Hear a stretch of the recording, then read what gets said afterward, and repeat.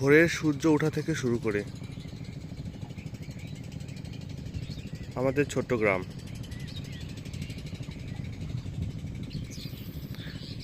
এবং পাশেই রয়েছে সুন্দর ধান ক্ষেত, খোলামেলা মাঠ। এটাই তো প্রাকৃতিক সৌন্দর্য, গ্রাম বাংলার ঐতিহ্য। ছোটবেলায় এখানে কতই না গোসল করেছি, আর কতই না মার খেয়েছি মায়ের হাতে। অপরূপ সৌন্দর্য আমার এই গ্রাম।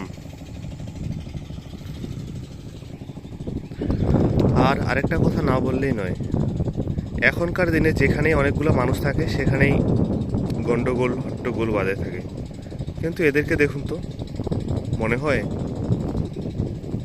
কত শান্তশিষ্ট, সবাই একসাথে রয়েছে।